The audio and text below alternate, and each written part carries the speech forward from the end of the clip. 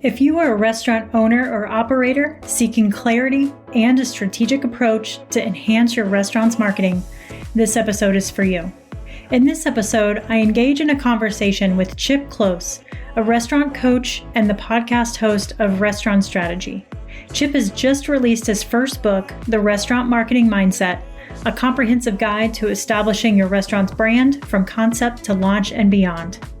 We discuss the real definition of marketing, how 80% of marketing happens behind your back, and why there is a relationship between marketing and operations that must exist for any restaurant to succeed. Welcome to the No Hesitations podcast, the show where restaurant leaders learn tools, tactics, and habits from the world's greatest operators. I am your host, Kristen Marvin with Solutions by Kristen. I've spent the last 2 decades in the restaurant industry and now partner with restaurant leaders to help them overcome burnout, increase retention, reignite their passion, and drive successful businesses. I also work directly with restaurant leaders through one-on-one coaching and group workshops to help them identify their blind spots, build their confidence, and overcome challenges in their business. If you're curious about learning more, visit my website at kristenmarvin.com/contact to book a 15-minute goal planning session. This podcast is sponsored by Schedulefly. Schedulefly provides a simple, web-based and app-based restaurant employee scheduling software backed by legendary customer service. If you are using pen, paper, Excel, or fancy scheduling software with tons of bells and whistles that you don't use, Schedulefly is perfect for your business. When I was a regional manager handling 7 locations, Schedulefly was our go-to for scheduling. It's hands down the easiest platform that I've ever worked with. And their employee scheduling tool is awesome for shooting out mass messages about crucial restaurant updates.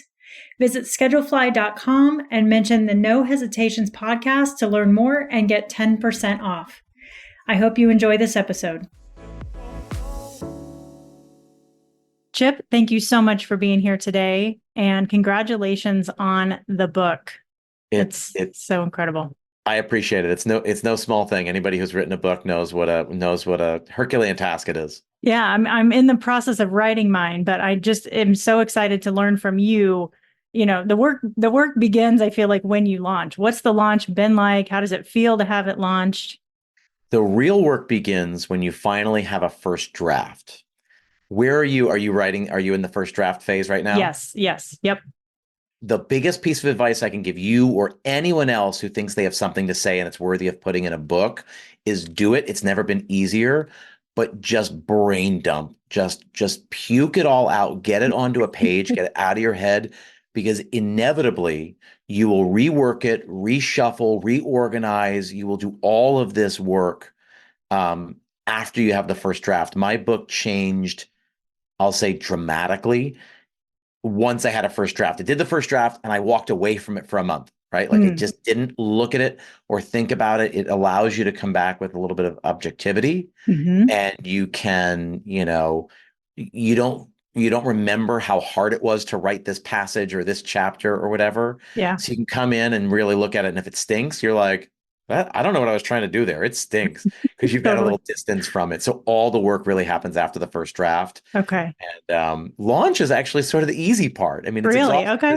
You're talking about it a lot and you're promoting it a lot, but launch, it's a really beautiful thing. It's sort of like a restaurant, right?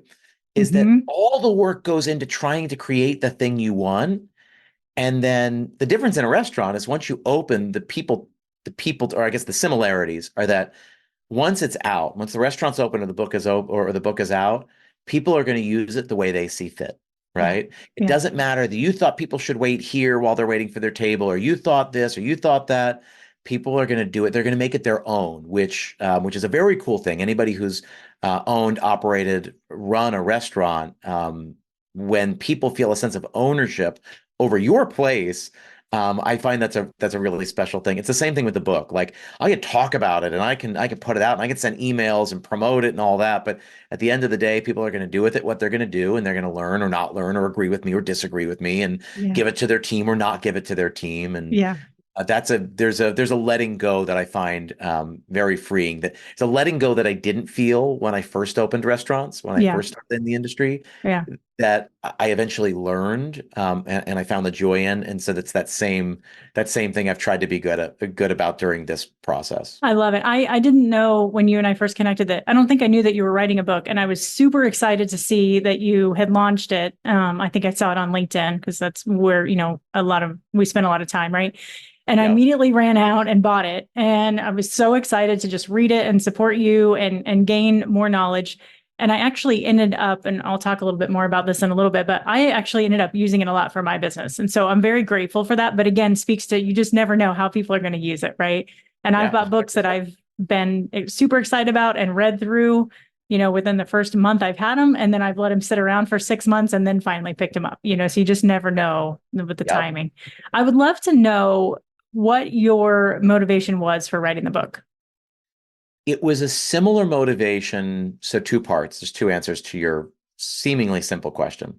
The same thing that got me to start my podcast, right? So Restaurant Strategy is Mhm. now just about 5 years old.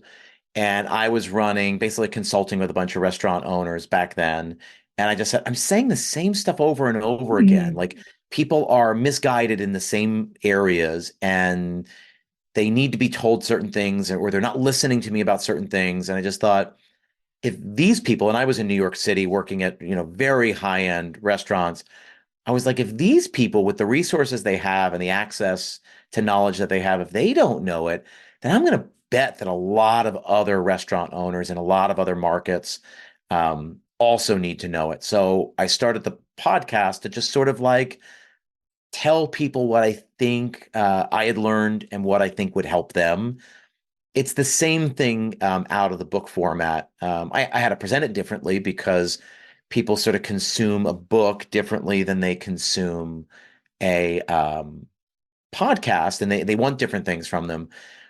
But the other answer to your question, I'll point to Sean Walchef. So I don't know if you know Sean. He is a very skilled podcaster. Restaurant Influencers is his show.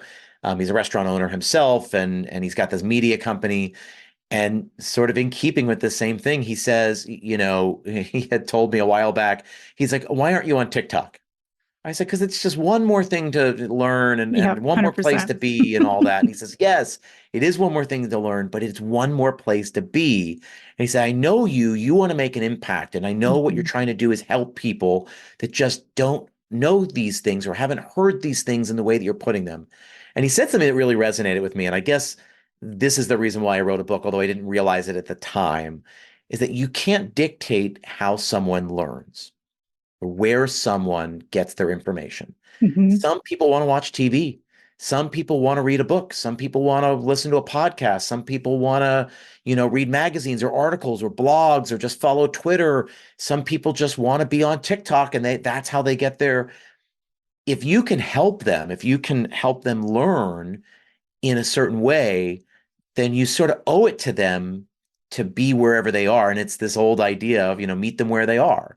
Yeah. So rather than me convincing someone to listen to a podcast, maybe somebody hates podcasts or doesn't have time, that the only time they have is 10:30 at night, 11 o'clock at night, 1 in the morning when they're just laying in bed and they're not going to put in, headphones and listen to a podcast, but they will sit there next to their spouse and read a book. And he's like, so this is for them.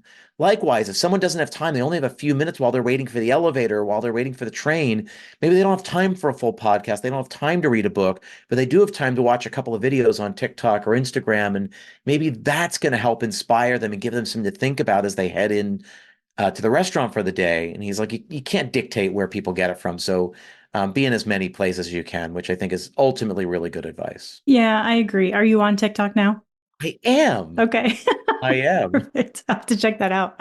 So, yeah, I agree with you 110%. I've had a lot of people ask me, in just over a year, like, why are you doing a podcast? Why are you writing a book? Why are you on LinkedIn? Why are you doing all this content? Why are you writing a newsletter? All the things, right? And same thing. I'm like, I don't know how people like to learn, but I know that it's different, right? I know some people, like you said, like to pick up a book or like to listen to a podcast. And I want to try to help get the information and the development out in any way, shape, or form. If somebody is in their car and they need a moment of inspiration before they walk into lineup, or they need a moment of just relief before they go home so they don't word vomit all over their spouse about their day, right? Like Right. whatever it is. So I love that. I love that you jumped on TikTok. That's great. Yeah, this was a challenge that he had made for me.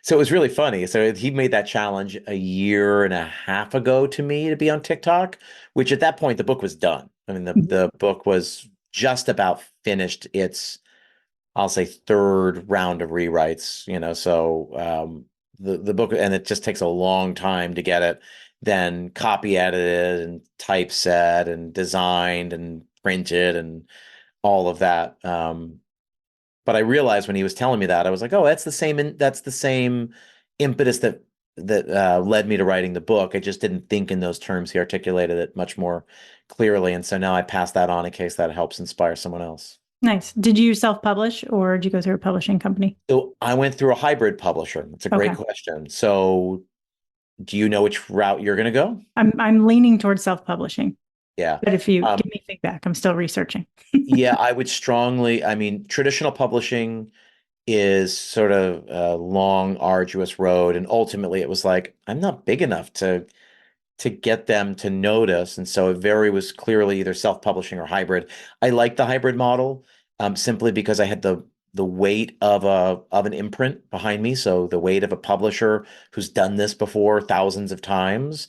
That yes, I did pay for it in the way that you would pay for self-publishing, Sure. but I also didn't have to go source my copy editor, my structure editor, my, the typesetter, the designer, I didn't have to go do all that. They had all them in-house. And ultimately I felt like I got a really good team to help be able to pass the baton to.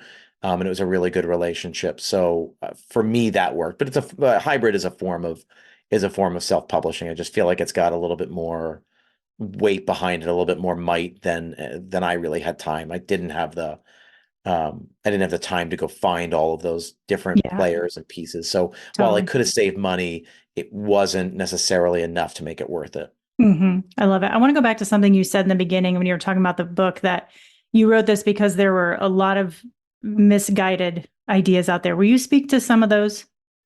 Yeah, it's really the book starts this way. So the very first question is, what is marketing? And a lot of times when I ask restaurant owners about their marketing, I say, okay, so talk to me about your marketing or tell me how you think about marketing. And usually one of two things happens, right? They say, well, we're just a small company. We can't afford to do marketing, right? Misguided. Right. Or they say, "Oh yeah, yeah, well, we got this girl, and she posts on Facebook and Instagram 4 times a week, and we even do a couple stories and reels, and we do this." And then they just tell me about their organic social media presence, and almost across the board, that's what I get. And that's misguided. Number one, if you sell things to other human beings, you got to figure out which human beings are most apt to buy from you, who needs the thing you have, and then you need to figure out how to convince them to buy yours instead of someone else's. That, in a nutshell, is marketing, right? So if you fall into that category, meaning you sell things to human beings, you have to market because you have to figure out who your market can or should be. hmm Um, and then the other thing, right, on the other side, this idea of social media is not marketing. It is a tool that's available to the marketer, but not even a very good tool. If you're just using organic posts, and sort of we go through that in the book, and it sort of outlines that, and I spend a lot of time talking about it. It's usually one of the last things I talk about it, as it is in this book. It's one of the last things I talk about because I think there are other way more effective tools and channels out there for, in this case, restaurant owners to be able to accomplish what they need to accomplish. So hmm I just that's the best example I can give in the beginning, just a misnomer of what marketing is. Understanding that yes, you have to do it. You're probably already doing it, whether you're doing it well or not, and we can always do it better with greater impact. Yeah, I love that. I love what you said about really having a clear intention around who your audience is and how you're speaking to them and how you're bringing them, yeah, how you're serving them and how you want to bring them in the doors. I love that the way that you structured the book with the assignments at the end of each chapter and then the little pieces of mindset I found it incredibly helpful for me because I tend to get distracted easily. I've always wanted to read, but I've never been an avid reader like I've wanted to be until now. And I still find myself getting really distracted. So I'll be reading through a page or two, and then I'm thinking about something else that I need to do or what have you. And so Yeah. the assignments really help me take a pause and immediately start applying that learning. And again, I was really surprised to know as I was going through these exercises and trying to think like a restaurant owner again. I found a lot of value in working on my business and a lot of clarity. So Oh, thank you good. for I that. mean, these principles. I wrote a strategy book, right? It's a mindset book. And the principles can be applied to any business. I shaped it for the restaurant industry because it's where I've spent my career. It's what I'm most passionate about, and it's where I think these can be easily applied. But you can apply this stuff anywhere. And for those of you who haven't read the book, you'll see the book is mercifully short. I think it's like 207 pages. Um, and I did that way on purpose, and I split that up into 24 different chapters. So you do the math. Those are very short chapters, and with little assignments at the end of each one. So you read chapter one, you do assignment one. The idea being that you look over it, and if over the course of the chapter I've convinced you, congratulations, I get a pat on the back, but who cares? If I've convinced you that this is something you should do, then I can certainly go the next step and saying, great. So I've convinced you, you now believe what I believe. This is how you apply it to your business and actually allow it to make an impact. Which for me, for a book like this, I was like, I had to do it. I had to help bridge the gap between I read it, I agree with this, really smart. I'm nodding my head, and great. So what do we do about it? And so I'm glad the publisher was sort of on board with me doing that. They were like, "Oh, we love that idea." I was like, "Great."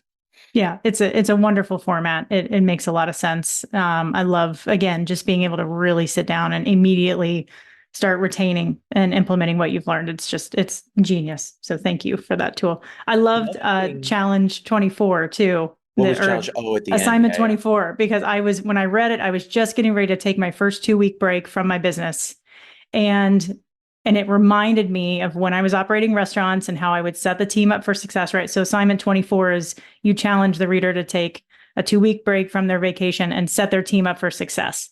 Right. And that took me back to running restaurants where I would have meetings with everybody. I would have, I'd create to-do lists with them, delegate out my responsibilities or whatever needed to happen, create little cheat sheets for them of passwords and, whatever they needed. Right.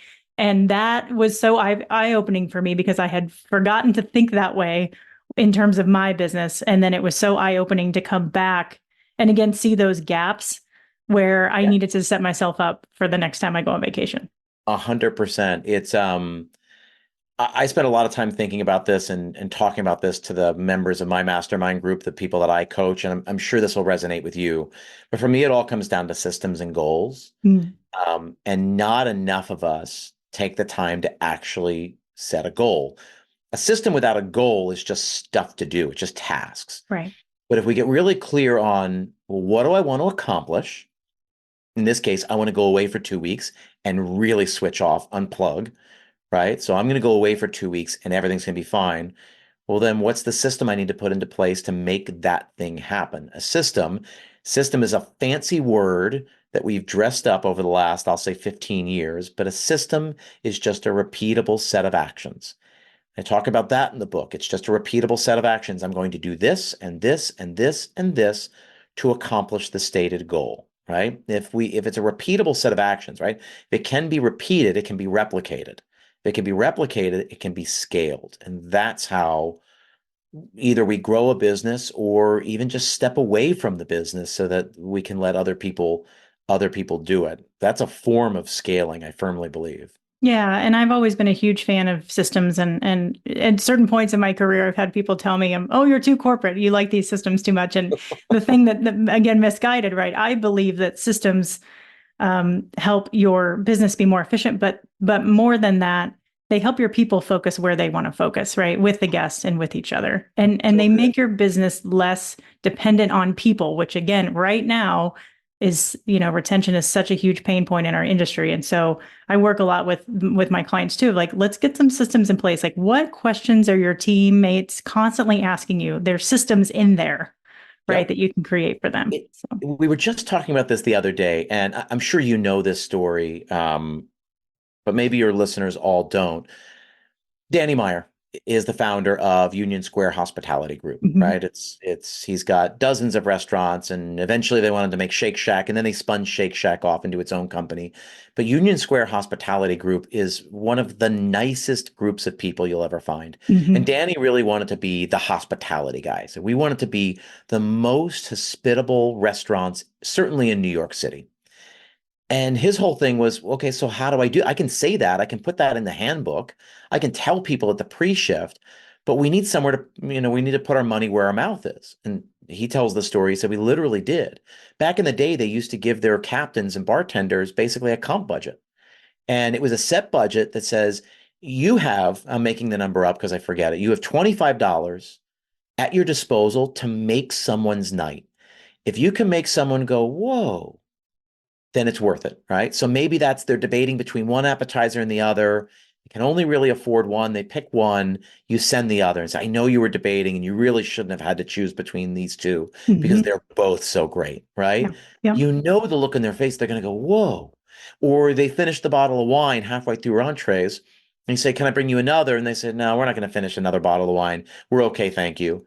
So you go and bring each of them a half glass of wine and you say, I brought you this because it's going to pair with the dish you're eating in the following ways. And I brought you a half glass of this because I didn't want you to have to finish your entrees without wine because these are going to be really great pairings. yeah, And they go, whoa. And at the end of the shift, right, you have to come in when you check out with your manager, right? And it's, where's your comps? Where's your comps? And tell me the story about what you did. And you say, oh, table 22, they blah, blah, blah. And so I did this. Great. And it was part of the culture, right? yeah. Culture is behavior, right? And Mhm. Seth Godin always talks about this from a marketing perspective, right? He says marketing is culture, right? And our job as a marketer is to change behaviors, to change the culture, or, Yeah, or really establish the culture, and he talks about the most famous, the most important 7 words in all of marketing and all of business. And he says it's people like us do things like this, mm, right? So people who work here at Danny Meyer's restaurant, we always look for opportunities to quote unquote make someone's night. And he's actually given us a budget so I can do it really efficiently, seamlessly. I don't have to bother a manager. I know I have permission. I'm being empowered to be hospitable. yeah. And what happens is you're not just looking for opportunities to spend money, but what happens is that it trickles down and you look for all kinds of different opportunities to make someone's night. You just happen to have a budget to be able to go above and beyond to make someone's night. Yeah, so one of my mentors worked for Danny at Union Square Cafe. And I love that the story that you just told made it from New York to Colorado, because when I worked with Michael at the Broadmoor, when in my early 20s, we had a similar structure. It wasn't as systematic as like a comp structure, but we called it a something for nothing. So it's very similar, right? If somebody was deciding between two appetizers, having that conversation with the server, which one do we go with? They would say something knowing that they were going to bring out both, right? And when you drop both of those at a table, there's no better feeling in the world when those guests light up and they're just so taken back that you would take it upon Totally. yourself to just bring out something. It's such a small little thing, but it goes so far. Hey everybody. Before we dive back into our episode, let's address a common challenge in the restaurant industry: leadership development. If you are a restaurant owner or manager navigating the complexities of leading a restaurant team, you know it's no easy feat. I'd like to offer you a quick 15-minute discovery call to discuss your restaurant's leadership journey. Whether you're facing challenges or seeking growth opportunities, this call is a chance for us to explore ways to enhance your leadership skills and develop your team. Head over to my website at kristenmarvin.com/contact to schedule your call. Let's work together to elevate your leadership game and create a thriving environment in your restaurant. Now let's get back to the show. Thanks for tuning in, and I can't wait to connect with you soon. All of the most hospitable things we do. I just ran this marketing summit down in South Carolina for all my mastermind members, and it was other people who were not in the group, and so they're being brought into the culture here. The things we end up talking about are so little that yes, you gave them free food, but actually what you did is you made them feel important. You listened to them, you observed, anybody can observe a young couple in their early 20s really pinching pennies to be able to afford a nice restaurant. Hmm. And so, this restaurant's going to make 20, 30, $40,000 in revenue tonight. Can we send an $18 appetizer that's actually about 525 real plate cost? Can we spend 525 to give them something to talk about? It's easy to look there and say, yeah, we gave them free food, but we're not giving stuff away because they didn't expect it, Yeah. right? It's not like we couponed. What we did is we listened to them. We paid attention. We observed, and we said, I think this is going to make your night even more special. Yeah. That's what we did. We made them feel important. All of the best things we do actually cost very, very little, if anything. Yeah. I love that. There's little mindset shift blocks in throughout the book that I really love too. And two of them really stood out to me. One is that you state that 80% of marketing is happening behind your back. Would you explain that? Yeah. So I would assume you'd agree. I would assume most of the listeners would agree that word of mouth continues to be our most powerful tool, right? 100%. And the thing that I don't like about word of mouth is that it's very hard to control, right? Which is very freeing to say that, like, I can't control who talks about their experience. I can't control the words they use to describe their experience that they had in the restaurant. And let's say that if you take care of 100 covers, right, they're all going to tell a certain amount of people. So let's say we've got a Thursday night, we've got 100 covers, and they go and each tell even just 5 people, right, over the following week. All of the emails I send and the SMS messages I send, or the things I post to social media, are a fraction of what's actually being communicated about my restaurant in that given week. Because I have 100 covers tonight, I have 140 covers the next night, I have 180 covers on Saturday night. I've got on and on and on. The majority of the messaging is not happening, is not our doing. It's happening behind our backs. And in that chapter, in that section, the whole point is it's our responsibility to make sure that we give our guests a shorthand, a vocabulary with which to speak about us. So we want them to say the things that we want them to say, right? That it Mhm. was amazing, that the plating was beautiful, the flavors were incredible, they blew me away, they took care of me. Well, then it's our job to make the flavors dynamic, to make the plating interesting enough to go, whoa, I've never seen anything like that. We have to make hospitality service flourishes that make them go, whoa. Right? We were talking about, again, at this event that I just ran. There are stories that I've been telling for 20 years, because, and it was a little thing, cost them pennies to do, but I'm still talking about it, and it was for sure manufactured. They knew they were doing things that were going to make us go, whoa, and things that we were going to talk about. Now, 20 years later, I don't know, those are probably pretty rare, but you can manufacture the things that will be talked about the next day or the next week or so. Absolutely. The other mindset shift that I love is that you say there is a relationship between marketing and operations that must exist for any restaurant to exceed. Will you expand on that? So I love that one. I'm so glad you connected on that one. Oftentimes the role of a marketer, certainly at an independent restaurant, although I've even seen this at larger group levels, the role of the marketer often is, you go down the hall, we'll tell you when we're ready. And then all the operators, right? So the chef, the managers, the owners, they all go into a room and they make a restaurant. And they basically come out with a binder, right? They emerge from the room, walk the binder down the hall to the marketing department and say, hey, we figured it out. This is what the restaurant's going to be. Go sell it. That sounds ridiculous. And I'm I, laughing because I've been there so many times. And now that you're saying it like that, I'm like, oh my God. right. So really, a concept begins with the marketer, Hmm. whether it's an actual marketer or whether that's the owner just putting on their marketing hat.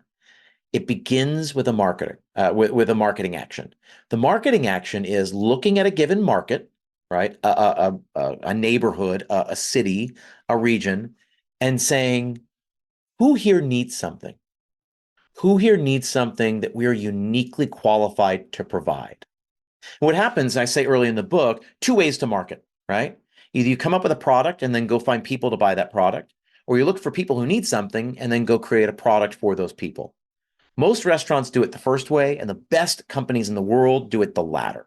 Mm, Have to be, which is bizarre because we're in the service industry. We right. spend our whole day, all our night saying, "Hi, how are you? What can I get for you? What do you need? Can I make this better? Can I make you more comfortable? Can I make this, can I make this be exactly what you want?" Our job is to take care of people for a living. And what we often miss is the very first step, which is, okay, people need something. Who though? Who needs something specific that I can actually provide them with?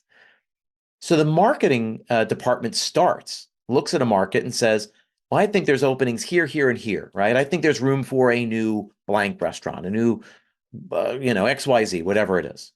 And then you go to the operators and you say, hey, I think I know a couple of ways we can succeed here. I've identified groups of people who are a kind of person who really needs something.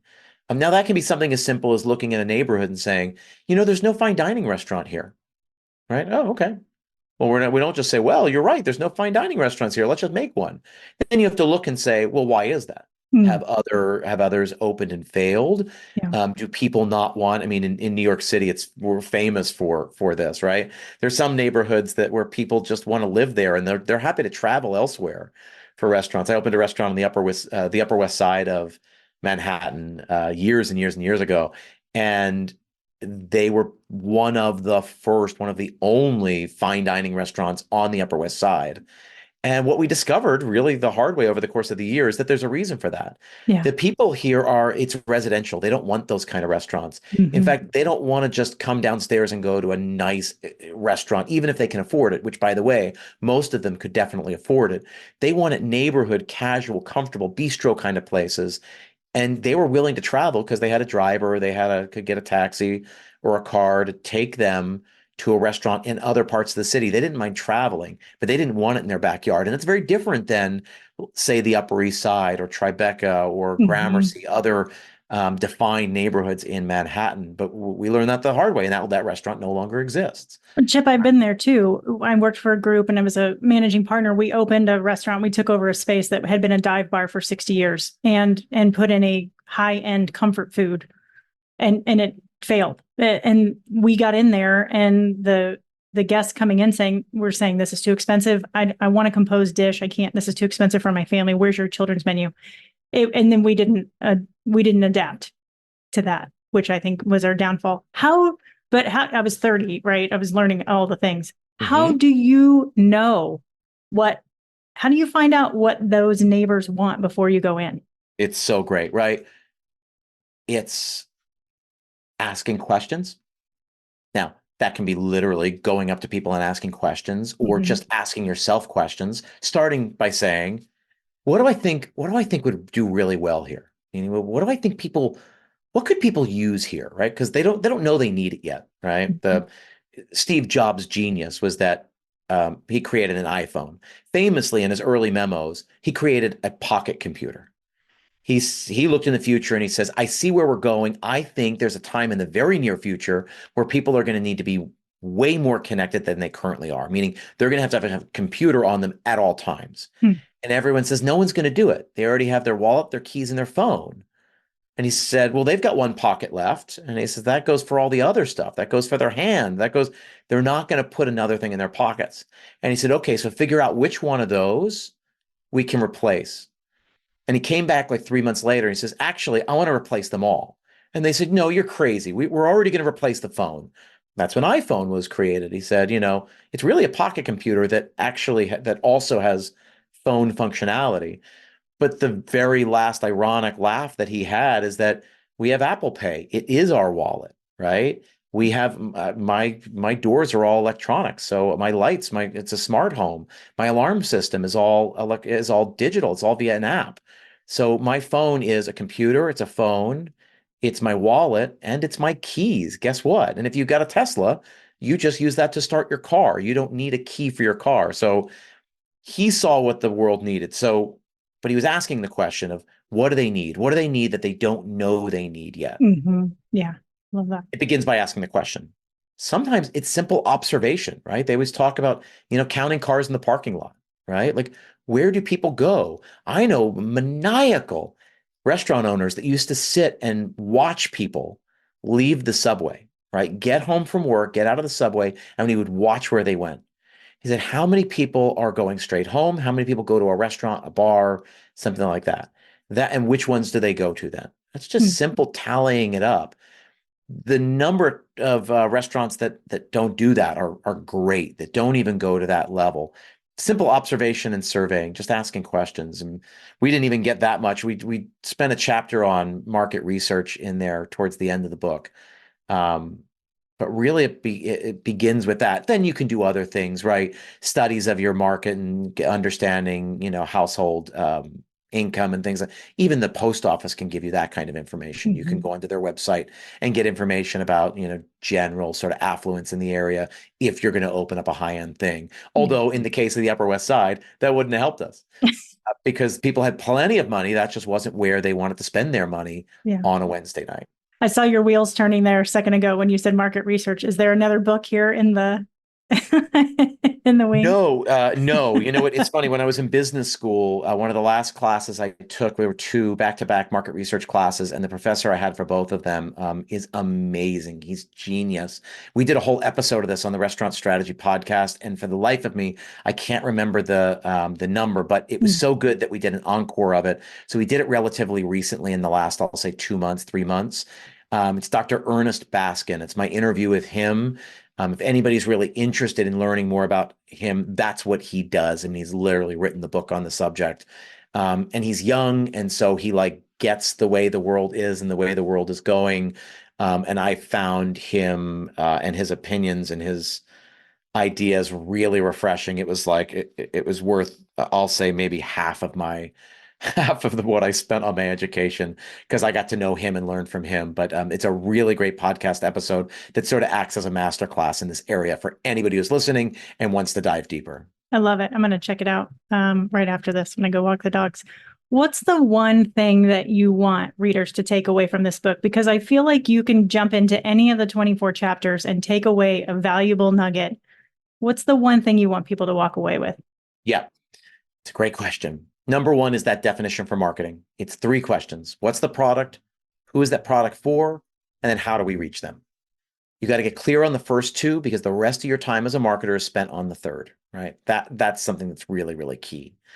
Um, you have to understand your people, the people you are looking to serve, right? So one of the things we learned in the pandemic was a great example of this, right? We call it the pivot. That in the pandemic, we served people one way, meaning people came in and they ate in our restaurant.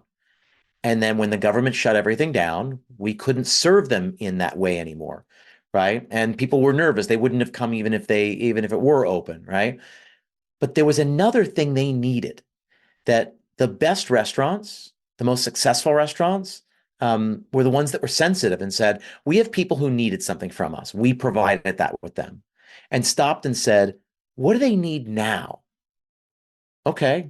They still needed something. They were stuck at home. They didn't want to cook 7 days a week, 3 meals a day. Like they were getting bored of their own cooking. Mhm. Anybody listening to this certainly knows how much that is true.